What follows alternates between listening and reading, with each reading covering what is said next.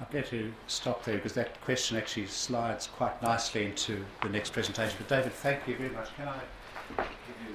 The Bible Society has been very generous in giving us some presentation Bibles, so thank you. It's not a King James, but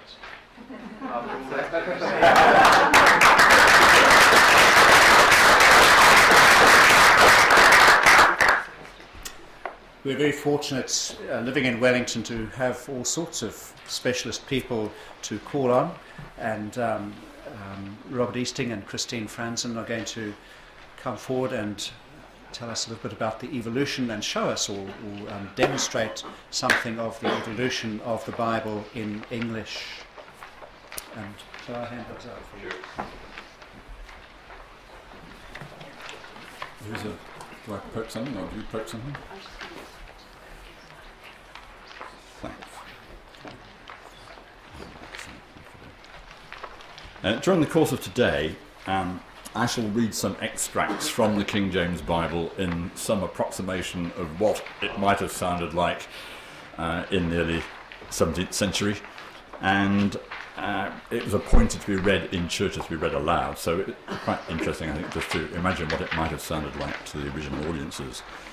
We may think of the King James Bible as being old, celebrating 400 years, and we may think of it as the forerunner of later revisions and what to leave out as well as what to preserve, as it were, in more recent English translations. So if we go looking back from 1611, as the translators do, we might think of it and its fidelity to its original fountains in Hebrew and Greek, its reworking of the Bishop's Bible, and its large depth of Tyndale that David's been talking about.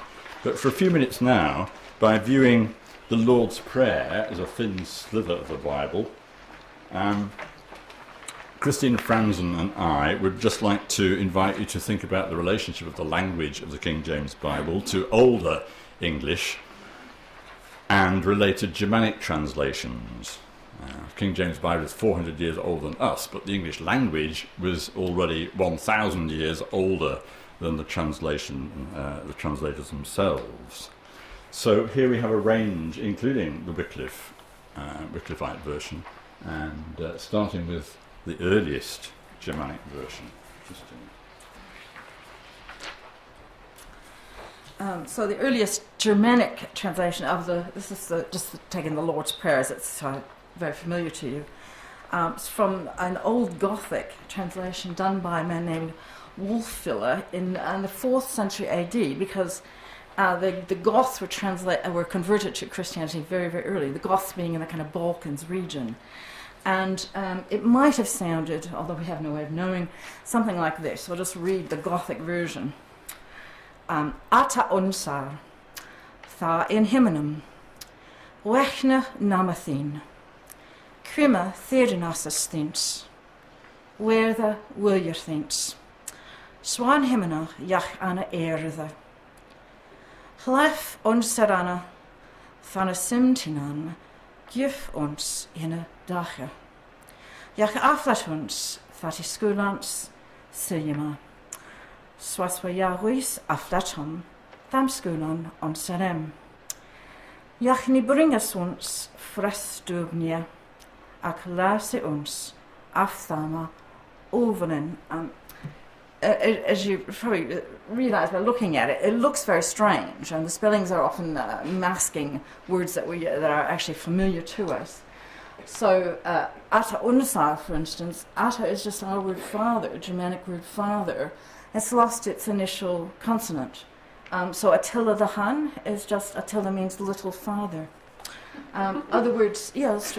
So other words that you recognise that the funny-looking word after unsar, thu, is just a strange letter we no longer have. Looks like a B with a tail or a P with a top, and it's just our letter th. So it's just thou in himmenum. It's a funny spelling for our word heaven. Wechne namathin, you can see thy name. Crime is just a very funny spelling for our word come. Go down another one, where the willia, there's the word will already there. Go down the next line, you've got swain himna, yach ana erde, earth. Chlef our word loaf, which is not the one that is eventually used, bread, but it's just our word loaf.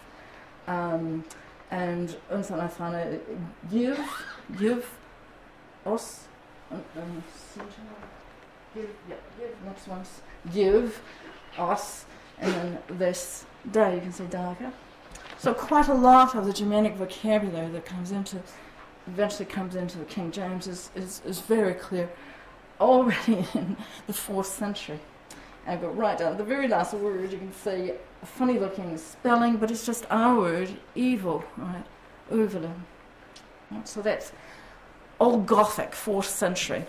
The next column is over 700 years later, Old Norse, which of course is the language of the Viking invaders of England. They were converted very late. Scandinavian and countries in Iceland were not converted until after the year 1000. So this is very much later. And it's a lot, I think, easier to recognize a lot of very familiar words. So if I read that one, Father ver, sathu in himna, helgast namthit, tilkama thit urika, verda thin villa, so an yerth sem an himna. Gavas idag vart dag lich brav. Och fyralat oss a skildur. Swasam vi fyralatum ossum skildur natum. Och in leith us ehi in fresne, hilde frestu os of illu. So much more familiar looking, Father our,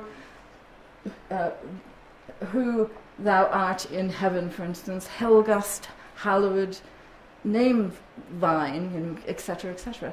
So very much more recognizable in many ways. Go down to give us idai, this day, our daily bread. I mean, it's almost exactly there. So it's going back slightly, a century earlier to the Old English. Neither the Gothic nor the Old Norse are on the straight line of development. They're Germanic languages, but they're not on the straight line of development of English. Old English is the precursor of what we speak now, even though it's a purely Germanic language. Circa 1000, it's before the Norman conquest, when so much French vocabulary started to come in. So this is straight Germanic, and it sounds and looks, I think, very familiar. You agree? So if I just read that.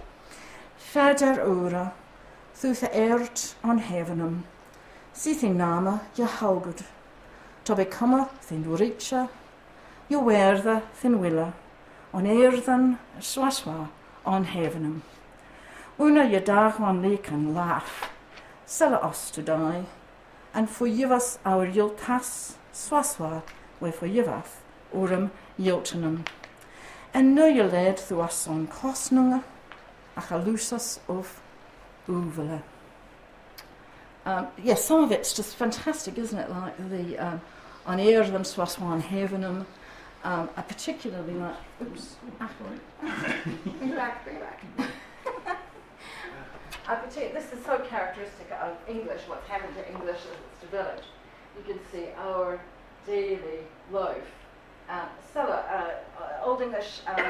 Our word sell originally meant to give. Give is a borrowing from Old Norse. So this is basically, so it sounds like it says sell us today, but it's actually give us today. But isn't that wonderful daily? This is so typical. Just get rid of as many letters and sounds as you can. And you're left with a D and an L, and it's daily, basically. All right, so I'll pass over to Robert with the Middle English versions. And the Wycliffe version, as rightly raised as an issue earlier on, is the first complete translation of the Bible into English by Wycliffe and his followers in the late 14th century, and it would have sounded maybe something like this. Ura Fader, that art in heavenless, hallowed be thy name, thy kingdom come to, be thy will adorn in earth as in heaven. Give to us this day our bread over all the substance, and forgive to us our debtors, as we forgiven to our debtors. And lead us not into temptation, but deliver us from evil. So we are here 300 years after the conquest. We do indeed have a lot of French words starting to come in. Debts and debtors, which of course is translating here from the Latin, debita and debitoribus nostris. Temptation, again, straight from French, from Latin, and deliver from French, to match the Latin liberanos. And this wonderful expression about the bread, we're now into bread rather than loaf. The word bread actually means a bit of bread originally, and then it came to mean bread, and then a loaf came to mean a large chunk of bread. So we've moved into back to the bread as the standard word for bread in general. But bread over other substance, this is Wycliffe and his followers trying to cope with Jerome's Latin panem supersubstantialem, super substantial bread, i.e. superior to mere material substance, i.e. spiritual bread. And then we're on to Tyndale, and we're going to have to stop in a minute, but I'll just whip through quickly the Tyndale that we've heard so much about as being the great single translator. 1534. O our Father, which art in heaven, hallowed be thy name. Let the kingdom come, thy will be fulfilled as well in earth as in heaven. Give us this day our daily bread, and forgive us our trespasses, even as we forgive our trespassers. And lead us not into temptation, but deliver us from evil. So we're very close now to what King James, 80 odd years later, may have sounded something like this. Our Father, which art in heaven, hallowed be thy name. Thy kingdom come, thy will be done in earth as it is in heaven. Give us this day our daily bread, and forgive us our debts as we forgive our debtors. And lead us not into temptation, but deliver us from evil. And if that still doesn't sound quite right to you, where is as we forgive them that trespass against us, that's because you're more familiar with the version that got into the Book of Common Prayer and remained there ever since, virtually. Okay, so I hope that just gives you a little quick sliver of a sense of what lies behind some of the vocabulary in 1611. And at this point, I think I've been asked to do the first of the readings in the Jacobean version that we've just heard for the Lord's Prayer, Psalm 68, 8 to 11. If I keep flicking this, is it going to go there or not? Do I have to do something else? Right, very good. Got a little yellow box around it, I hope. Yep. The earth shook, the heavens also dropped at the presence of God. Even Sinai itself was moved at the presence of God, the God of Israel. Thou, O God, didst send a plentiful rain, whereby thou didst confirm thine inheritance when it was weary. Thy congregation hath dwelt therein. Thou, O God, hast prepared thy goodness for the poor. The Lord gave the word. Great was the company of those that published it.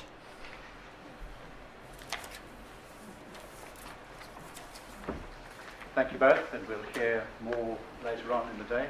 Have 30 seconds just to stand, move around, and